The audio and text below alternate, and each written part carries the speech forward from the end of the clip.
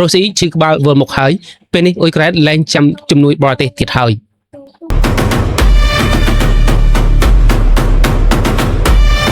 ប្រិមិត្តទស្សនិកជនមកកាន់នេតិព័ត៌មាន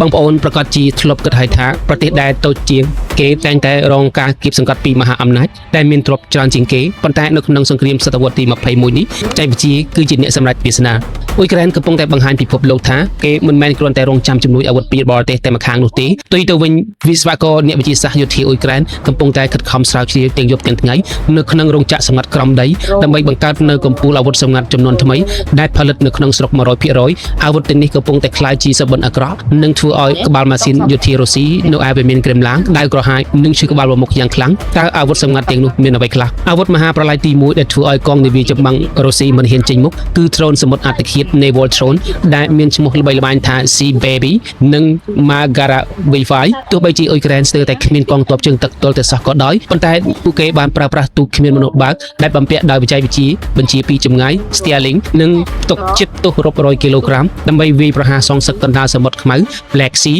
ដ្រូនសមុទ្រដ៏តូចនិងមានពណ៌ខ្មៅរលោងនេះអាចបើកបរក្នុងល្បឿនលឿនកាត់រលកសមុទ្រទាំងយប់អាធ្រាត្រដោយរ៉ាដារុស្ស៊ីមិនអាចចាប់សញ្ញាបានឡើយជាលទ្ធផលនាវាចម្បាំងរាប់លានដុល្លាររបស់រុស្ស៊ីជាច្រើនគ្រឿងត្រូវបានពន្លិចចូលបាតសមុទ្រដែលបង្ខំឲ្យរុស្ស៊ីត្រូវដកកងនាវារបស់ខ្លួនរត់ចេញពីឧបទ្វីបគ្រីមៀយ៉ាងខ្មាស់អៀនអាវុធសម្ងាត់ទី2គឺការអភិវឌ្ឍយន្តហោះដ្រូនរយៈចម្ងាយឆ្ងាយនិងមេស៊ីដ្រូនប្រភេទថ្មីដែលមានឈ្មោះថា Palia Nishaនេះគឺជាអាវុធកូនកាត់រវាងយន្តហោះដ្រូននិងមីស៊ីលដែលផលិតដោយអ៊ុយក្រែនខ្លួនឯងវាមានល្បឿនលឿនមានតម្លៃថោកនិងអាចហោះហើរបានចម្ងាយរាប់ពាន់គីឡូម៉ែត្រអ៊ុយក្រែនបានប្រើប្រាស់អាវុធនេះដើម្បីហោះរំលងព្រំដែនចូលជ្រៅទៅក្នុងទឹកដីរុស្ស៊ីរហូតដល់ទីក្រុងម៉ូស្គូនិង St. Petersburg ដោយវាយកន្តិចរោងចក្រចម្រាញ់ប្រេងឃ្លាំងអាវុធនិងមូលដ្ឋានទ័ពអាកាសរបស់រុស្ស៊ីយ៉ាងសុក្រិតបំផុតនេះគឺជាការវាយបកចំដែលធ្វើឲ្យប្រជាជនរុស្ស៊ីខ្លួនឯងចាប់ផ្ដើមមានការភ័យខ្លាចនិងរងឥទ្ធិពលពីសង្គ្រាមដោយផ្ទាល់អាវុធទី3ដែលកំពុងតែធ្វើឲ្យសមរភូមិប្រែក្លាយដូចជារឿងវិទ្យាសាស្ត្រគឺការបំពាក់ប្រព័ន្ធបញ្ញាសិប្បនិម្មិត AI និងការប្រើប្រាស់ឆ្កែយន្តប្រយុទ្ធ Robot Dog នៅសមរភូមិជួរមុខវិស្វករអ៊ុយក្រែនបានអភិវឌ្ឍប្រព័ន្ធ AI ដែលអនុញ្ញាតឲ្យយន្តហោះ Drone FPV Drone